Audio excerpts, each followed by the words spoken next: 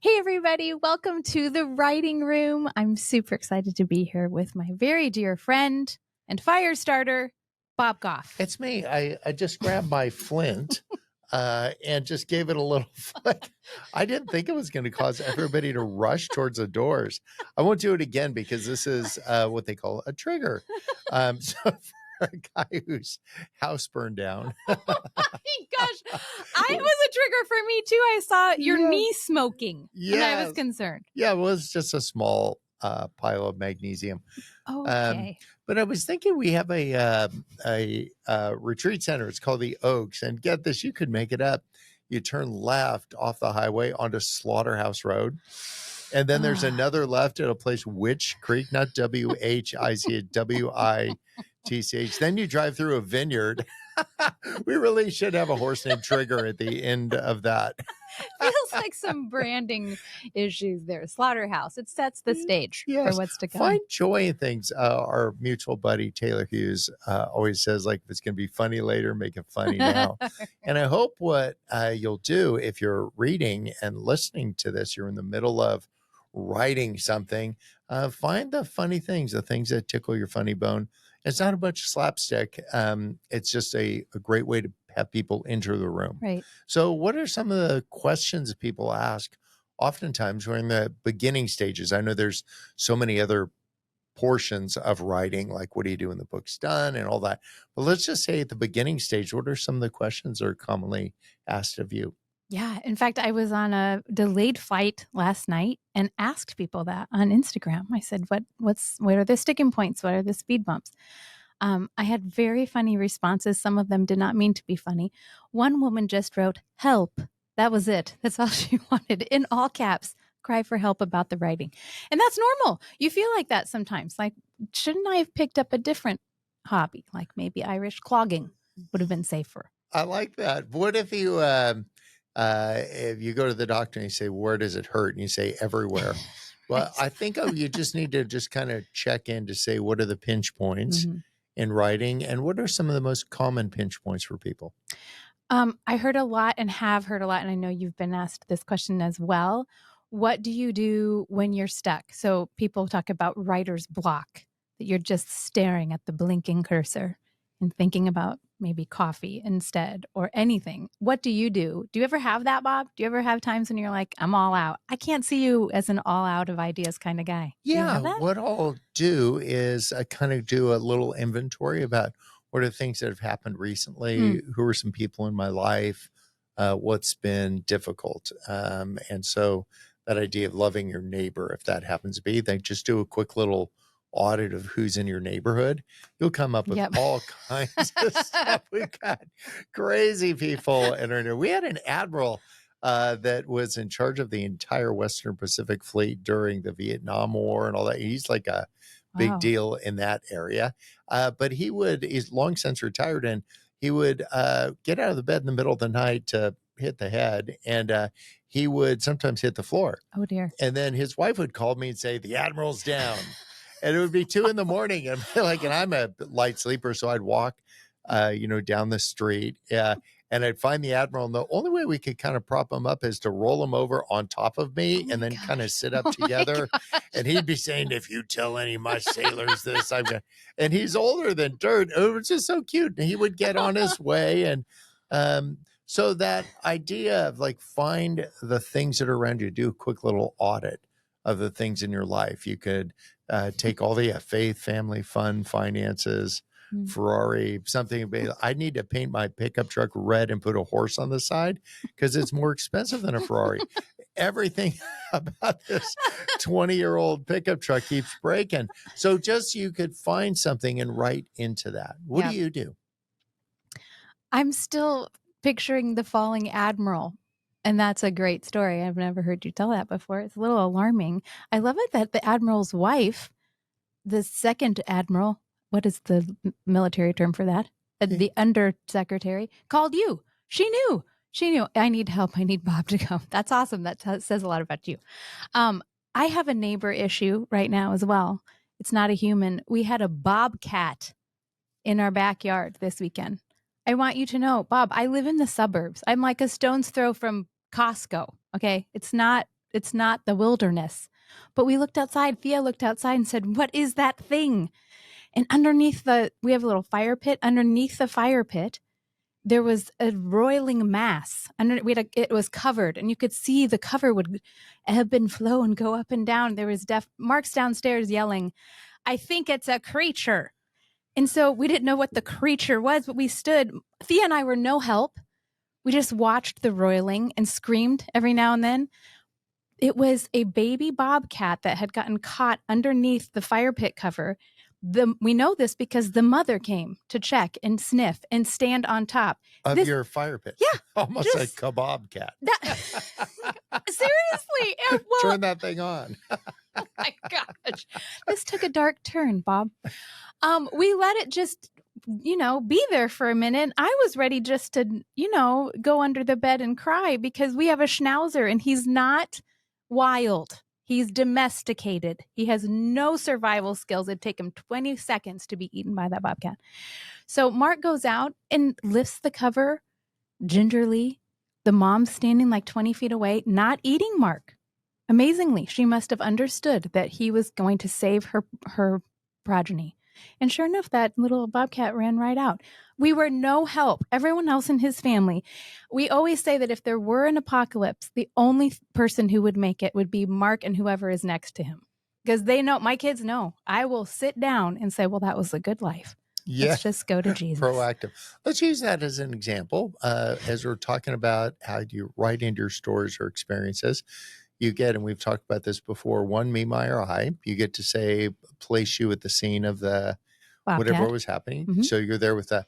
And then once you talk about that story in 5 or 6 sentences, then you need to flip it to your reader to just say, so what about you? And we've talked before about this idea. If you look at the class picture with you and the 40 people in your high school class, what you'll do is you'll first look and find yourself to see, what do I look like? Are my eyes closed? Is my tongue out? And then you'll see everybody else. But if you can't find yourself in that picture, then you're just out, like kind of emotionally. Mm-hmm. So think of a reader finding that, and then you, in your writing, I've seen you then flip it to the reader. We've all experienced that. But how do we deal with the question of uncertainty?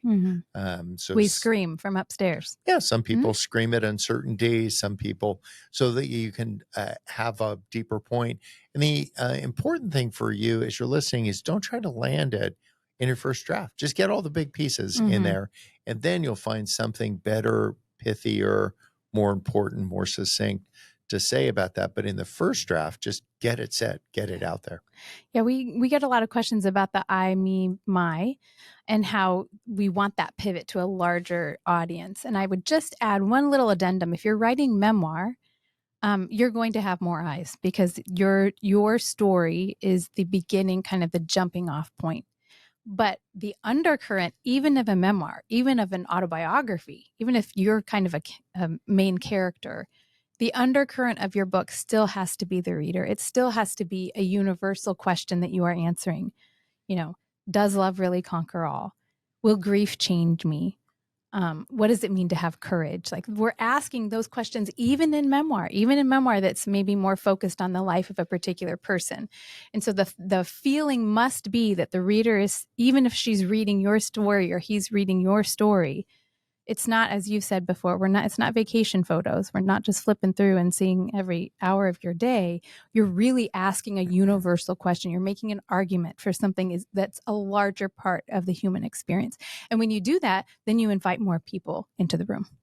And even if you were with Eddie Van Halen, which would be cool, just say, I was with somebody who played a lot of music. Your reader will enjoy that better, won't become a distraction. So just keep it, don't drop people's names. Just say there's somebody who speaks a lot. There's somebody who plays a lot of music. There's somebody, whatever. But you want to not self-aggrandize. What you want to do is make it about the reader. They need to find themselves. Right. They don't need to know who your famous friends are. Though if you do know Eddie Van Halen, I would like you to tell me that. Yeah, I don't. Okay. But if I did, even if you walked into this room right now, I would say I was recording a podcast with a friend of mine, and this person came in that played a bunch of music. And then I would get to the point about what it is, about when distractions enter the room, and they come in different varieties. Sometimes it's in-laws. And if depending on who is in the room, Peter like healing or Jesus healing Peter's mother-in-law, I'm just positive that's why he denied Christ later. It's like he was a little bit out of shape, but like, oh, you had So to. close. Yeah. So use humor in your writing, lace it because it will engage people, because we want to make people laugh, make people cry, make people think. They don't need to weep, right? But they want to feel the full range of emotions. And if you can do that, use your humor to make people like take a breath, particularly if you've said something that is thought provoking. Give them a moment. Say something that's either self-effacing or is ironic about that, but don't go around the corner and be a cynic. Not a new version of cynic, the old version of cynic.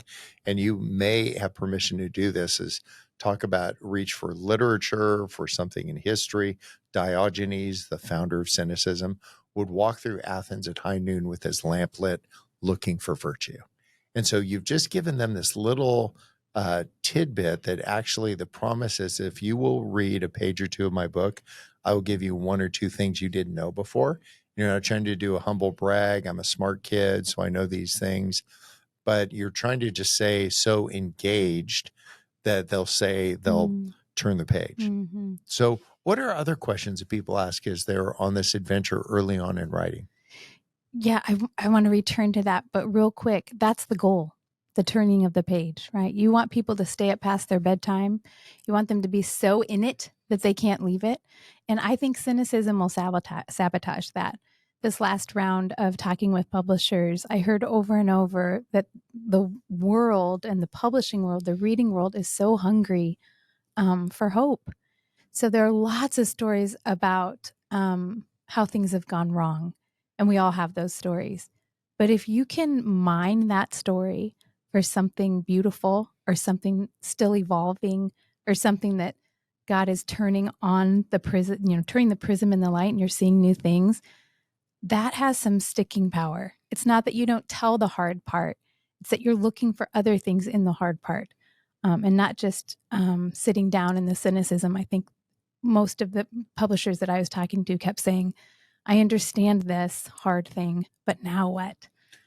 Right? Yeah. And I think sometimes it can appeal to that high school thing of having cliques. So you and whoever you perceive is at the cool kid table with you all agree that the Southwest Arlington is too late, or the church is too this or that. But everybody else, to your point, is looking for a new camera angle, a more hopeful camera. You're not Pollyanna, not saccharine. They're looking for a more hopeful camera angle on something that we deal with daily. Find a time you've stumbled. I called somebody, got in my grill about something, and I'm a pretty hard guy not to get along with, but they were just all in a kerfuffle about something. And when I tried to step around them, they blocked my path. And I called them this body part, and I nailed the anatomy, but I just missed the spirit of Jesus in this. And so I started then and there charging myself $500 per word for every cross or edged word I speak. And so when somebody does something, I then pause and I think, nah, I'm just going to Maui. I don't want to. I'm not going to say whatever the first thought. I'm going to keep that in my thought bubble. So you can be not self-effacing, but reveal a weakness in yourself, a funny circumstance, a lesson you learned, how that's our common problem. We think of this, if depending on who is reading the book, who's in the chair, talk about our tongue, like Paul spent a lot of time talking about that. And I've got a fast tongue when it comes to thinking thing, and I got a quick mind when it comes to thinking wrong-minded things. So just be candid with people, and then give them some hope. Give them a life hack. Say, this is a great way that I've found as I'm on this adventure to deal with it. And I'm not there yet, but I'm spending less time writing checks to people. Here's $500. I'm sorry I said that, but I was right. Oh my gosh. That's a really good and scary fee that you charge yourself. I would be in the deep red. Yeah, then maybe think of the deeper idea of saying, and so our words are costing us way more than $500. They're costing us relationships. They're costing us opportunity. They're costing us distraction. As soon as you round the corner from your anecdotal idea and then just start giving somebody something they can actually walk with and enter into the day, that's good stuff. Yeah, that's really good What stuff. are other questions people come up with? I had a few folks say, do you ever think about quitting? I hope that wasn't like my husband secretly sending that message in. Do you ever think about quitting the writing gig? It just feels like it's a natural, like I want to leave something behind. Sweet Morel Goff always talks about our kids. So I want to leave something behind, like when I'm in a jar. Although I've told you I prefer an hourglass. Let me spend just 45 minutes with Grandpa. It's either morbid or brilliant or a little of both. So what I'd want to do is leave some evidence behind that I was here while I'm lucid. And so that's why in my 60s, I'm writing down a ton of stuff, because otherwise I'll be just a little clip. I'm like some leaf in the family tree. And I actually have more to say than that. I'm not telling people what to do, but I want to remind them of this bright hope of who they are. So I would say, whether you're 20 and thinking about that, or in your 60s like me, that to just say, oh, this would be a beautiful expression to just kind of chronicle it. So that's the driving force. It's not economics, because you're making like about $1.50 an hour. On a great day. Yeah. When you take all the time that's spent to compile a book, but you actually have something that literally has shelf life. How about for you? Oh, I've tried to quit a billion times. Really? You just said, I'm done. Yeah. It's so hard. In some ways, some of the things get easier, but I think a lot, my expectation for myself gets higher too. And so that gets harder. So, oh yeah, I've tried a lot of times. Sometimes I will say to my family, that was a wonderful gig and it is over now. And now your mother is turning toward accounting. And then they all roll their eyes because I hate math. But it's hard. And so I think it's for me, there's a cycle even with writing a book. So the first little bit is euphoric. You're kind of like, it's like your first, a crush. This is going to be great. Everything's going to work out great. The world needs this. Then about a third, definitely halfway through, you start thinking again that this is drivel. This is going to be a career ender. Why would I do this to myself? So for me, it's cyclical, even in the writing of the book. I think what keeps me back is what we talked about before, that when I meet people who understand what I'm saying and that it affects them in some positive way, that'll get me going for another 6 months. So I'm not a writer who feels like I need to just do this for me. It's definitely a conversation. And when there's feedback in the conversation, that's really inspiring to me. Also, I just can't seem to quit it. I like it. It's interesting to me. I like to see if I can do it better each time. Yeah. And so for people that are listening, most of us just have a day job. I suppose if you said, what's my day job? I'd say, I've got a retreat center that I pop in on a lot, and I go and speak here and there. And so writing doesn't feel like a job. So really? You wouldn't say I'm a writer? That's not how you No. I wouldn't self-describe that How way. about that? No, I just think like I just jot stuff down constantly. Something will, just kind of tickle my funny bone. I'll think, oh, I actually want to do that. Or I'll be just curious about something. I think I was telling you about the word askew. And that the word askew, if you Google it, it's the term is actually, the definition is askew. It's actually crooked on the page. So that would be an example of something that doesn't translate into writing well. You just kind of need to be there and see it and experience it. But I'll just be constantly looking up words. That's how I found that. I was just looking up askew. I think it means a little crooked, but I'll just double check. So because I have an interest in words, and somebody will use a word on the news or somewhere else, then I'll say Hmm. like, oh, I wonder what the origins of that. I wonder when the first time somebody like an idiom now, where did that come from? And sometimes I just find, oh, even that, I think we've talked before about cut to the chase, right? And there was Right. always a chase scene in the silent movies that would explain what was happening. Because faith matters to me, I would say I equate that with Galatians 5:6. The only thing that matters is faith expressed in love. It's Mm. like cut to the chase. And so in my mind, that keeps me this idea of I can't remember when I've ever just sat down to read the Bible, just like on page 19 and then 20 and 21.